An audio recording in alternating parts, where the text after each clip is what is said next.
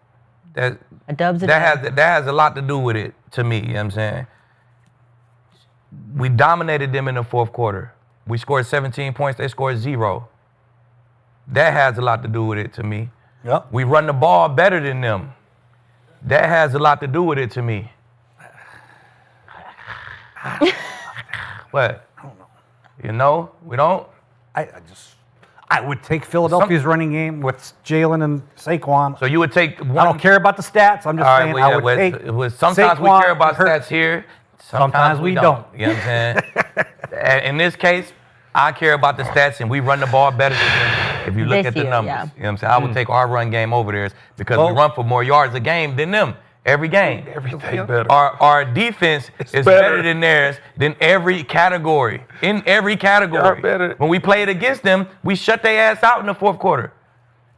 Our offense, our Bo Nix-led offense, gave their defense 17 in the fourth quarter when it counted. You know what I'm saying?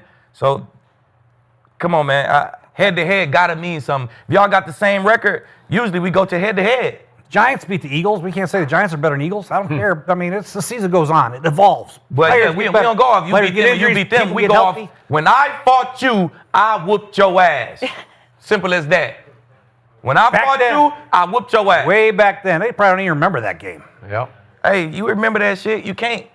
How many fights you been in, Jay? Man, you go to don't week. remember when you get your ass knocked out. You don't forget that If shit. you go to Jay. if they both go to the Super Bowl meet, they're going to pull back a game from week 2. God damn, I don't even remember that game. Of course they. Why wouldn't they? You wouldn't. They will. Yeah. That's the first game. That's They're how gonna the pull out. Chiefs. That's how the Chiefs beat the I'm Eagles just saying in the you won't Super remember- Bowl a couple years That's back. the They first went game back you're and gonna looked look at at. it. I know they're going to look at it, but they're not I'm going to telling really you. remember They exactly will. play by play what happened. They'll remember it as they watch it. And of course, they're going to watch it and break it down. But that was a long time ago. Teams change. Teams develop. You know what I mean? They play more continuity. And Denver's doing a great job. They've won games coming from behind. I'm not taking anything away from Denver. Oh, I know. I think they're a great team. But I just said, I was asked who is better. I think Philadelphia's better. That's all. Nothing against your Denver Broncos.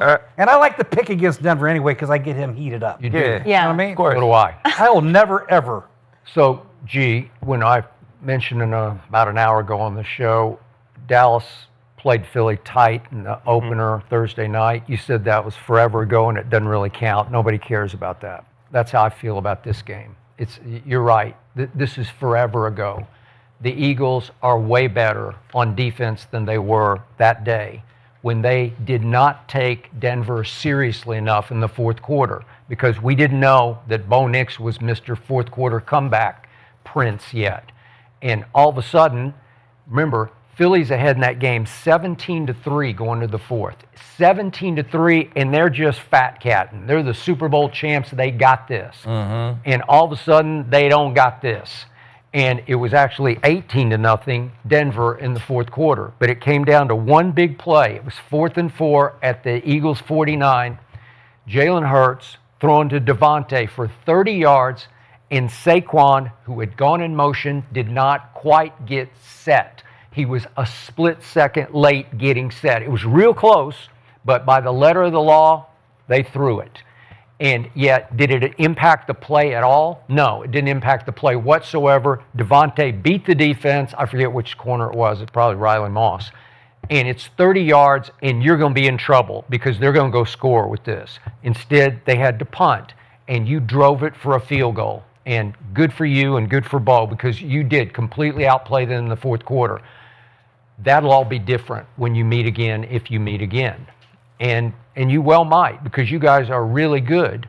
But I'm with Jay all day and all night on looking at the personnel because you're telling me you'd take, because now you're down to the kid Harvey running the football. You're going to take him over Saquon? Saquon hadn't busted loose yet, but... RJ Harvey's not bad, though. Okay, he's not bad, but is he better than Saquon? You take him? I take our run game. Okay. you look over their run You game. lost Dobbins, though. You Who else looking is there? You're looking at Saquon and the personnel. Exactly. As of today, the Denver Broncos are literally better at everything. By the numbers, they're better at everything. They're Including undefeated at record. home. Record, passing per game, running per game, Okay. defense, fourth quarter. Dallas Goddard or Adam Troutman? Yeah. Devontae Smith, A.J. Brown, or Mims and Franklin. I mean, come on. Well, yeah, Or you're Cortland taking Sutton. guys. I'm just taking. Don't forget Cortland Sutton. If we're looking at this year, I like Skip, Cortland Sutton. RJ Harvey's averaging 5 yards per carry, Barkley 3. Okay, no, I got it. He hadn't gotten untracked. I don't know what's happened. He's averaging 66 yards a game. He was 125 yards a game. You're taking last predictions from I guys. just took I'm taking personnel. I'm a results. personnel guy. Right now, we're talking right now. Yeah, I'm not a stat guy. I'm a personnel I'm a guy. personnel guy too. I like guys. He's a wing guy, he's a stat guy, he's a personnel The guy. Broncos got guys. Yeah, you're talking like they don't got no guys. Obviously, They got I guys. am too. They got a lot of good guys. A lot of good guys on defense. Yeah.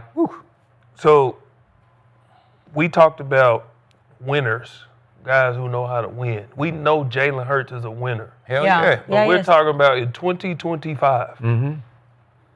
Which guy has been better in the fourth quarter? Because this was going to come down to that last drive. Who's better in the fourth quarter? Who has that been? Have the playoffs started yet? We're talking about right now. Okay. Well, As of right now, it's been Bo Nix. okay. Who would you rather have in the fourth quarter? Right now? If your life is on the line. Right now? Right now. I'm right taking now. Bo Nix. I'm taking Jalen Hurts all day and all night. Come on. Give me Bo. Hey, taking Bo Nix. wait a second. You are the guy, Mr. Super Bowl ring, who always says to me, what has he done when it mattered? What has Bo Nix done when it really mattered? Help me out. He's played one playoff game, and he was okay in it, and you lost badly. You lost 31-7. 31-7 at Buffalo, and he's 0-1. He's 0-1 in the playoffs. Jalen Hurts is 6-3 in the playoffs and outplayed Mahomes in 2 Super Bowls Yeah, and Jalen should have might- won the first one. No, Jalen can ball. I love Jalen Hurts. I like Jalen too. I'm just saying, man. Bo remind me a lot of Jalen Hurts. Oh, come on. He do. I was thinking that He too. remind me a lot. He do what it takes to win games. Yeah. He's not worried about 300-yard passing and 30 touchdowns. Who gives a fuck? He gonna make plays and win the game. You know what I'm saying?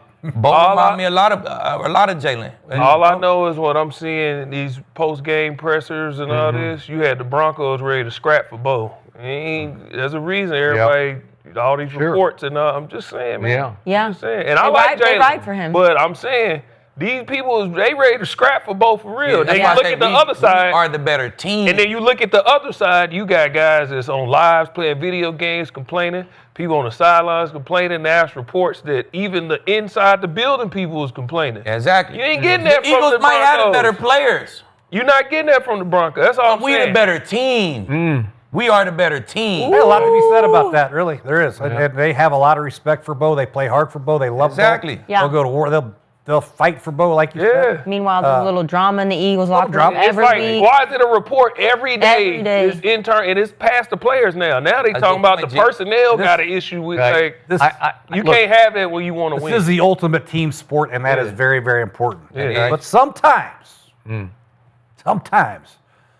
want to have Saquon Barkley, A.J. Brown, Devontae Smith on your line, man. Jalen Carter, Jordan Davis. Sometimes. I want them big something. Hey, I'm big on the guys, Coach. You know, I'm big on the guys. You know what I'm saying? But just how we playing right now, you know what I'm saying? How we operating, the camaraderie, how our D coordinator is calling this shit, how he's stopping guys. It just looks second to none to me right now. Okay. What did your former coach Belichick always say about the season? It start- doesn't start until Thanksgiving. It start at Thanksgiving. Okay. Well, we ain't to Thanksgiving yet. And after Thanksgiving, I'm taking the Eagles because I'm taking the quarterback over your quarterback when it starts to get colder and colder and closer to the playoffs. And I will give you Patrick Surtain, who will be back, I guess, this Sunday. I give you him.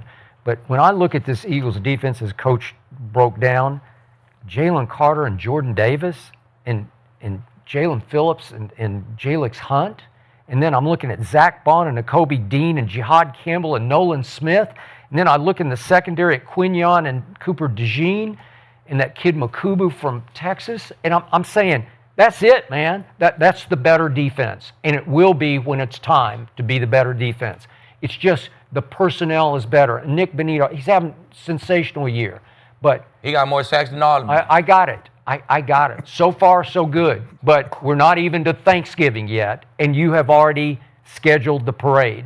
And the Eagles Jalen already Carter, scheduled. When's Jalen Pat Carter back? and Jalen After the Carter bye. and Jordan We got a Davis bye better this than week. Zach Allen. And then Pat's back? Then he back. All I'll right. take They're both better of them. than Zach Allen? They're better than Zach Allen. Both Zach of Allen's them pretty are. good. He going out. You just going out the name. Which one of them guys? Which one of them rushers better than Nick Benito? Jalen. Which one of them DBs better than Pat? That's what I'm saying, man. Well, I gave you him. Which one of them safeties better than I understand that they a tandem and all that. Which one of but their safeties better that than guy, Dave Zach Allen is one of them, 32. man. Brick, Mike, what's his name? Blankenship. Blankenship. Yeah. He better than the Funga? Nope, he's not. not. The rookie, Makubu. Yeah, he's he better really than the good. Funga. They're more I'll take coverage him. safeties, man. Funga all over the place. But he do it. Funga done dropped 5 picks this goddamn year. He has. And You gonna start catching them motherfuckers? And he'll bust about 5 times on you before this is over because he's just flying around like a crazy man. Watch. All right, well, the chat is riding with Skip and Coach over here because 70% are going with the Eagles. Yep. So Attaboy, we'll chat. see. I'm not doubting the Broncos anymore. Hey, Keith. 70% was riding with Cam when we tapped that ass too. Yeah. Simple as that. You've tapped a bunch of asses so far. I'm sure it leaves a my day, Skip. That's a goddamn fact. That's a fact. You damn right about that. Yep. Thanks to Rose Sparks. He didn't need it. Appreciate your Rose Sparks. My Rose Sparks days, you feel me? 36 hours of Unless fun. you're trying to show off. 36 hours. Well, All right, let's move on to another team that always has a question mark in my eyes around them. One week I'm like Super Bowl contenders, the next week I'm like, what's going on? So let's look at Josh Allen though, because he was Superman. This man had 6 touchdowns, 6 versus the Bucks. So Skip, how far can Josh Allen, Superman, carry the Bills? You know, I carefully watched this game because I love Baker Mayfield, and what Josh pulled off was just extraordinary. Where I just sat back at the end of the game, I said, damn, he is Superman. Because the Buffalo Bills gave up 202 yards rushing in this game to fall to second to the last against the run in the NFL. They're horrible on defense against the run. You can just run all day and all night against them. And Josh starts the game out of his own end zone with some crazy push pass that gets picked, and the defense sucks it up and holds to a field goal. And that was really the game because here came Josh Allen after that. And he doesn't have Dalton Kincaid, and he doesn't have Keon Coleman, he's been late, and finally they just said, okay, you're out for a whole game. And I'm thinking, who's this Shavers guy that he's throwing to? And it just doesn't matter who he's throwing to because he's it. He is by far the single biggest solo act in pro football right now. And he just puts them on his shoulders and says, no, I got this. I don't care who I'm throwing to. I don't have my security blanket. And I don't have my best wideout. And obviously his best wideout now plays for New England. And it hadn't been the same since then. And I'm saying, wait, he threw 3 touchdown passes of 43, 52, and 25, and he runs for 3 more. And then I realized during the game, because they said it on television, that he's now tied Cam Newton all-time touchdowns run for by a quarterback, rushing touchdowns by a quarterback at 75. And I'm thinking, wait, he's already done that? He's tied the greatest ever. And he's 29 years of age in year 8, well, he's going to set the most unbreakable record in the history of pro football because, I don't know, is he going to tack on 25 more, 30, 40 more to rushing touchdowns for quarterbacks? Well, no one's ever going to break that, I don't think. And then he became the first ever to go 3-3 passing and running touchdowns in a game, so he's already broken that record.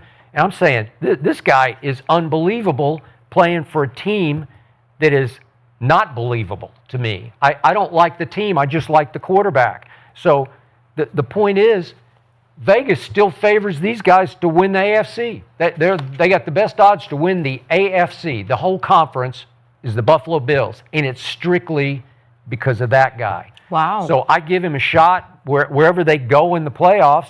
If they make I think they're going to make the playoffs, right? But wherever they go, just because of him, boy, I give him a good shot to go pretty good ways in the playoff.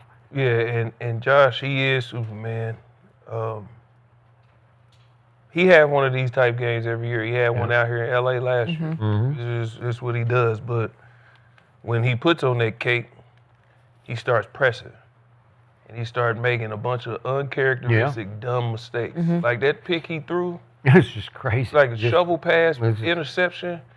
Like this is, well, you got Josh Allen, you can win a game in the playoffs. He's that good. He is.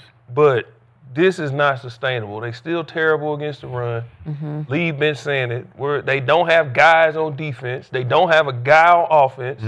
Josh ain't gonna be able to 6 touchdown you all the way to the Super Bowl. He's not gonna be able to, man. But can he go win a road playoff game? He can win 8. He can win 8 games, but this is what they have been. Josh Allen's good enough to go win you a game. Yeah. You know, this is not sustainable, man. They turning the ball over again at a high clip. This is 6 over the last 2 games.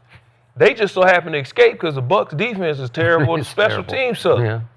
Like that's why they, just being honest, that's why they escape. We can't rush the passer to save our life. That's why they escape. They tried this versus Miami, he turned the ball over this much and they got ran out the building. Yep. So, man, this is who Josh Allen is, man. We know who he is. But as a team, nah. When Buffalo makes the playoffs, who do you think? Josh Allen is going to be scared of what Indianapolis? Coach, ain't Hell nobody no. scared of nobody. I'm in the just league. saying, Josh Allen, you put him on the field. I don't care if they stop the run or not. He's the best player on the field no matter what. So it'll be Indy, it'll be New England, it'll be your Denver Broncos, who they beat 31-7 last year. It could be whoever it is. This guy will be the best player on the field. Yeah. And yes, they can win multiple plays. Last year they lost. Kincaid dropped the ball at the end, and He did. It's right there. I mean, he's so close. He's so damn good. I mean, he is So, Coach, they still need to play Yes, he the just needs Patriots just a little bit and of help. the Eagles. He just needs just a little bit of Last help. year, you know the difference in last year and this year? He wasn't turning the ball over like this. Yeah. He's pressing a lot. He's forcing it, and that's when he get in trouble. And that's kind of what happens to really good quarterbacks when their defense is struggling and they're afraid they're not going to get the ball back. Yeah. I got to make a play or else I'm never going to see the ball. We'll be down 14-0. So hopefully they get some defensive firepower back so they can stop somebody. Yeah. Kind of like Because what Dallas did. I know. Because if I say you a threat in the AFC, you can't have 2 interceptions and give up 32 points. Like that's going to get you 200 killed. yards, give up 200 yards rushing. 200 yards rushing. In the playoffs, if you had that same game in the playoffs, you're going to lose. He fumbling You're every going to lose game. that game, bro. So they always a threat. You know what I'm saying? They got Superman. He can play like that, they can win. You know what I'm saying? He just not going to play like that every game. That's a once-a-season type of ordeal right there. one of They're them going to have to every go year. through Drake May, who's second year. Yep. Bo Nix in the second year. But you ain't just playing Daniel against Drake Jones. May. I'm just saying that's who's going to be in the playoffs. You playing against Mike Vrabel. Then you playing against the Broncos I'm defense. just saying those quarterbacks might feel a little bit shaky in their knees. Yeah, but they Just a giving little the bit. ball away at a high clip. Yeah, If yeah. Jacksonville make it, they got 18 takeaways right now. We just talked about Pittsburgh. They got 18 takeaways right now. You're going to have to play these people that's taking the ball away. You can't keep – we know who Josh Allen is, but we also know who Josh Allen is. Yeah. When he starts pressing, that's when he make these mistakes. And it's because he don't have everybody else around him. We Like you saw talk it about at people being Atlanta. scared of Yeah, somebody. at We saw it Atlanta. at He was Miami. pressing. Who the That's fuck just scared of Tyler Shavers? I'll tell you what. Who, bro? What's going to be That's very not even important. gonna follow. Like what? Like come on, bro. If the Broncos play them this year, not no last year shit. Let the Broncos play them this year, and Tyler Shavers is their number 1 receiver. He was. Like come on, bro. Wouldn't Like, matter if it's Keon Coleman. It wouldn't matter. Tyrell. Tyrell. I Come think on, what's man. very Like- important for these guys, they still have a chance to win the division and get some home games in the playoffs. That would be the You Bills think they have a Mafia. chance They not to win the winning that. division? They still have to face the Patriots and the Eagles coming up in December. They get Perfect. to face the Patriots. Yeah, that's And the good. Patriots' schedule is right. Nah, they Nah. probably not gonna win this division. I think the They're gonna play a Patriots road will. playoff game. They're gonna go to like Denver. they're gonna go to like the Colts or something. We gonna have the number 1 seed. No, hey, yo, the We ain't different gonna team be said they playing. getting the number 1 seed. We gonna have the number 1 So seed. they gonna go to We ain't gonna be playing week what they one. gonna go They to? gonna go to Indy? New England or Indy. New England or They gonna Indy. pop either one of them, and then their next game they gonna wherever they go, they're gonna lose. They can win a game. That's gonna what win I'm a saying. game. That's what Who they lose Josh to the Allen last gonna couple years? Who they lose to in the Kansas playoffs? City. Kansas Oh, they City. ain't in it. They may not be in it. So They better hope they it's ain't. going to be Chiefs different playing always Kansas knocking City on off the the road Bills. or Kansas City at Houston home knocked them than off playing one New year. England at New England. But Houston I knocked think them it's off a little one year. different vibe for the Buffalo Bills. Do It's you a little remember Belichick's one and only playoff game in the 4 years after Brady?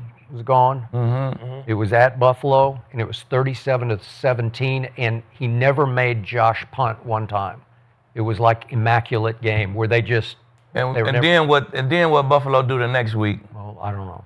Yeah, they was Buffalo. Yeah. They did what they've been doing since fucking Jim Kelly. Close but no cigar. Get the fuck on, man. Okay. I fuck with James Cook though. That's my dog, man. He balling. Yeah, he's You know what I'm balling. saying? Maybe if he get featured more, then he could take some of the load off. Superman. that's their game. They plan. running for what? They run it. 150 a game? 160 they a run game? it. They run He's been it. balling. That's He's their been going strength. crazy. You know what I'm saying? But We know who Josh. We know you the guy.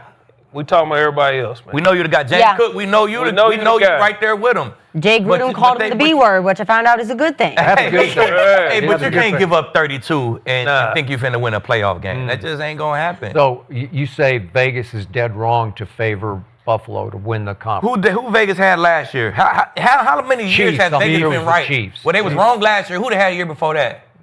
The Chiefs. Well, that's- Why are they favoring the Bills? I mean, I'm what are they like seeing? Vegas not always right, Skip. What are they seeing? They've Is been it- wrong. They're seeing that seeing him. 6'5" and They a are. half, 260-pound That's what they're quarterback seeing. that can elude That is pressure fact. and run for touchdowns and throw Fact. for touchdowns Yeah. and avoid Vegas- sacks. And he did that That's versus. what they're seeing. He Vegas did is that trying to versus make money. Allen. And Vegas listen, is trying to make money, man. And he did that versus a defense that can't rush the passer to save their life. Tampa, what the heck, man? He was no threat. Vegas want to He make literally money. just standing They back put there. the Bills as the favorite. Guys like Skip gonna say, shit, we riding with the Bills. Just swaps And they gonna off get their ass rushes anyway. smacked. Just And Vegas gonna make a fucking Man, we killing. giving them the Becomes a ball. defensive end. That's what they do. I'll just swat him Special off. teams. They terrible. can't, It's man. Nah. Josh, you nice. We understand that, but everybody know else- what Vegas is not going to favor Bo Nix as a representative from the AFC. It's not going to Of course happen. not. They're not going to do Daniel Jones. They're not going to do Drake May Drake right May. now. They're They're going to favoring go with Josh quarterback. Allen. But Drake May's Josh Allen. favored for the And MVP. probably who's second? Maybe Lamar. I mean, hell. They favor people who pedestrians or fans or jump on Somebody the find out bandwagon. who. Somebody They want find you to out say, who's this second. the favorite. It's probably Jump on the Philly. bandwagon. Okay. And that's what they do. Well, I'm not on the bandwagon. I'm still on Lamar's bandwagon. I've been telling He you. probably the So second favorite. They probably got them top 3 to win it too, right? Guys like me are going to Is Philly Where they at on the? Where they Somebody at? check and see Where if Philly Lamar in and them there. at on? Talking about the on AFC. Oh, just in the AFC. Yeah. Oh, Yeah. okay. Yeah. I bet you they got Lamar and them up there. Yeah. Above the Broncos, right? To win I the bet you AFC? Kansas Yeah, to City's win the probably AFC. still- Kansas City Vegas probably probably got still them in up there. Yeah. Because they Yeah. want people to bet that shit. Yeah, Yeah. look, ride with these guys. Yeah. So we can get that money. Okay. Well, you still Vegas do, swallowed the bait on Aaron Rodgers, right? In Pittsburgh.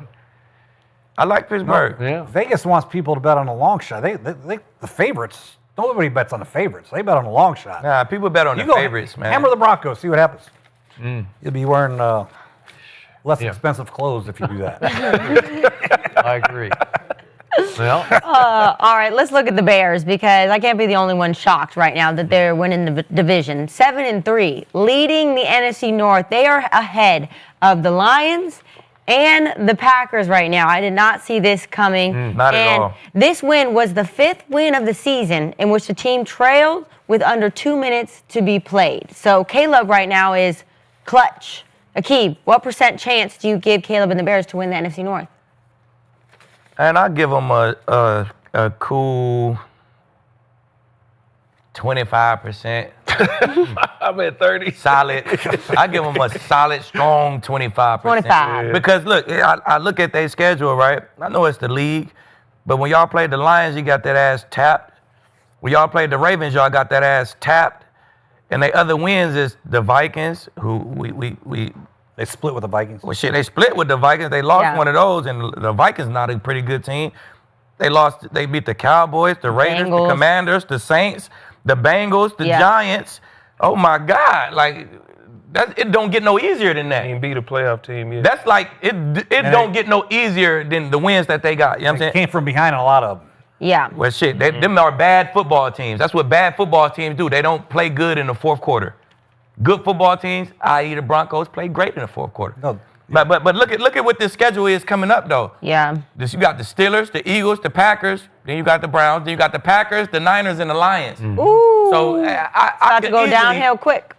I could see this team going 2-5 and not even making the playoffs. I agree. I'm with him. Okay. I think I like Caleb and what he's done. I think his confidence level is getting better and better. Ben's getting to know him a little bit more. They have a good offense. They're top 5, I think, in offense. Defensively, they're only like 26 or 27. But they take they that play ball hard away. and they take the ball away. You're right.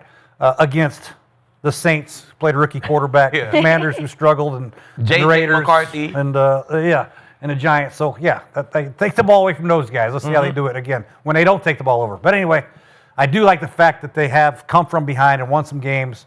But I do not think they're quite ready for prime time winning the division.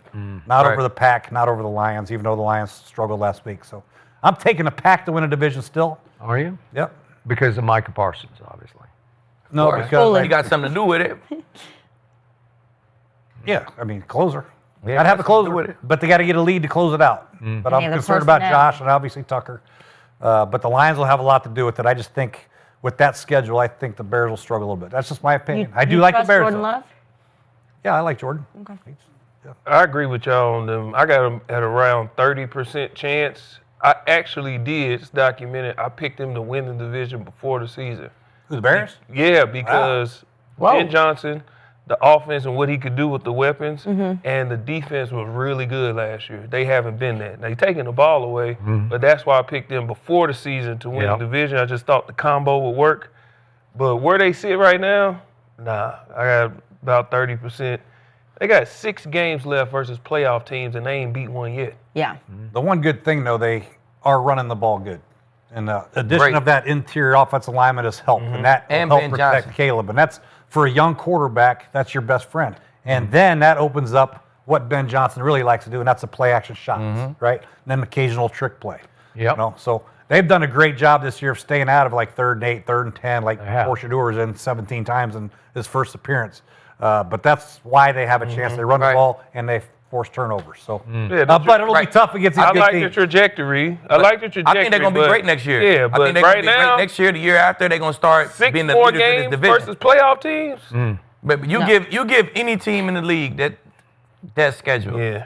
Bro, the Cowboys would be 6-4. Yeah, That all? Yeah, they still lost 4. They'll be a little Yeah. bit worse than the Bears. Wait, we beat Green Bay though, 40-40, right? I mean, that's a favorable first Yeah. 10 game schedule, though. You know what I'm saying?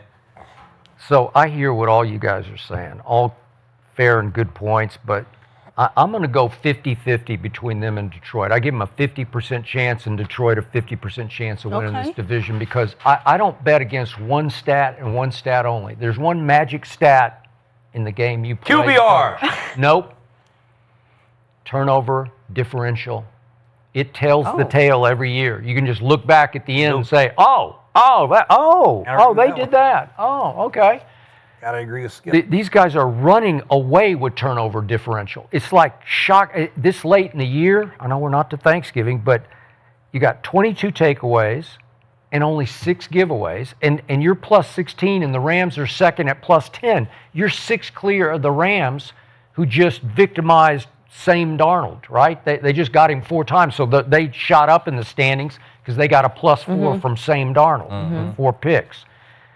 And the other thing that I like what they do on defense, even though to your point they're 26th in points allowed, 27th in yards allowed. I give you that, but they're second best to your Broncos in defending 3rd down, in stopping 3rd down. So something's going right where they're making key plays on defense on 3rd down conversions by not allowing them to stay in games. And I just like the way Caleb's playing under Ben, because Ben's worked minor miracles with him, because last year he got sacked 68 times. He's only been sacked so far 16 times. Well, that's dramatic, man. Huge. And last year he's fumbling and stumbling all over the place, trying to make stuff happen like he did at SC. And now I look at, he's lost no fumbles all year. Not one time has he lost a fumble. All right, that'll work, man. And he's pretty good at what he does. He is. If you keep him, kind of between the lines a little bit, where he's throwing it on time and picking his spots. Not pressing. Yeah. And he is. So I just, there's something, like there's some magic carpet going on here and you see it every year where some team just gets hot and stays hot. Maybe they get exposed. If this team did if they won the division, made the playoffs, I'd have them as a high candidate to lose the first game at home in the playoffs. Somebody would expose them, but in this division, they play the second toughest closing schedule in the league, and it get rough. Talking about a bitch. This is a bitch right here, right? And not the good bitch. This is a bad bitch. This is like pull your calf bitch, right? It's a bad bitch. Yeah, that could be a good thing too. Yeah, but bad. Yeah, the bad bitch. Yeah, but the Packers play the hardest closing schedule of all, and Detroit is 9th toughest because they're in the same, obviously, division, having to play these teams. So it hadn't even started yet between these teams. They're going to start playing each other, and stuff is going to happen. Yep. But once you figure out, I get it, they haven't beaten anybody, and they've had to come from behind to beat the nobodies, right? But when you do it for a period of time to where you get to 7-3, I just like that. I give it a shot because something's going right here, where the team's believing in this coach and what he's teaching. They can run the ball. They do good on third down defense. They do. They're leading the league in turnovers, so that's a great recipe. And what they did addressing that interior offensive line for a quarterback who got sacked 64 times. 68. Now he's 68. Yeah. He can go back. He doesn't feel that immediate color right in his face where he has to oh, damn, look down at the rush. Now he can set and deliver the ball. So they did a great job adjusting the personnel to Caleb and helping him get that interior pocket secure. He still don't sit in that fucking pocket. I know, but it's a lot better. He's still going, he the best in the league now when at he what goes, he do. There's nobody there to hit him. That's just what he want to do. You know what I'm saying? He's a great escape artist, man. He is. He the fucking best. He got to be a tough tackle. I see guys missing him. I'm like, that's a sack. He out of there. I'm like, they got him wrapped up. And he out of there. So I love how he play. Yeah. But when he escapes, he escapes more to throw than to run downfield. And he probably got the best arm in the fucking league. Yeah, he's got a big arm. Caleb is extremely talented. Yeah, you can see why he was the first pick, because they're looking at just his talent, right? His ability. But Skip, I looked at exactly what you looked at, is him taking the ball away. Yeah. Unfortunately, this is what scares me with that. Okay. Now, defensively, they only have one top scoring offense they got to face. But they got to face 4 teams that are at the bottom, meaning good, at giving the ball away. Yeah. Out of the 6 teams, out of these last 4 teams that don't give the ball up. So that's what another thing that scares me, is because they are taking the ball away, but now you got to face teams that's not giving the ball up. And then even Cleveland, these other teams, 4 is in the top 10. Cleveland's right at 11. Yeah. So they're not giving the ball away either. So, you know, And they got wins versus teams who are in the top 7. They do. I got giveaway. Hey, giving the ball. That's all they do is give the ball away. That's 5 of their wins. That's versus what those scares teams. me. These teams not giving the ball away. I got you. But there's something about turnovers that's just weird, contagious. Where once you start getting them, I don't know why, everybody starts thinking, I'm going to get one, and you're going to get one. And then even against the teams that don't turn it over, we got another one. We got another one. How do we do that? I don't know. We got it going this year, right? It's infectious. Guys hustle the ball more. They're punching it out. Their defensive linemen are getting their hands up. Yeah. You know, it's crazy. It is infectious. It's definitely something you practice. In practice, we make sure, hey, whatever y'all doing on scout team offense, man, like we on this side, hey, take the ball away. If the ball's on the ground, we getting it. Go punch at the ball. You can see that they're actually practicing this because it's happening at a high clip. Yeah, we did an interview today with Brent Venables, our Oklahoma coach, who played for him. I grew up loving him. And they just went to Alabama and won a football game in which they got doubled in yards. It was like 400 to 200, but they just kept taking the ball away. And when they took it away, one was a pick 6, one set up an easy touchdown, one set up an easy field goal. Okay, if you do that, you can go beat Alabama and Tuscaloosa 23 to 21. It's like a weird, funny game. Then Dennis Allen, he a OG in the game. You know what I'm saying? He know what to do. You know what he is? Yeah, he an OG in it. He know what to do. He know how to emphasize it. And well, he used to have Brady's turn the number ball in that's what I'm saying. Goodness. He know how to emphasize it and get it rolling and get that hype About Yeah, he's another one. Not a great head coach, but man, a damn good let him DC. coordinate. He can call a defense. Yeah. All right, Skip, the chat is riding with you on the Bears topic. Really? They're 50-50 on the Bears, whether which way they're going to go. I think But they're going with Caleb on that. I think chat loves Caleb. yeah, they do. Yeah. A lot of people love Caleb. How's it 50-50, but they're on his side? Well, He That's said what he said. 50-50. That's what he said. I thought you said Like, I'm the chat was confused. 50-50 on Skip. Jake see numbers going across his face like this. Like, Jay's a little confused, but we have a couple days off. You can rest. So we have the Bills at the Texans on Thursday night. So the Texans got a crazy defense right now. So we'll see how good the Bills really are. And then we'll be back here on Friday on the couch ready to talk all about it. So we will see you guys back on Friday. Thank you so much for watching. Make sure you like, subscribe, and we will see you on Friday. whoop, whoop.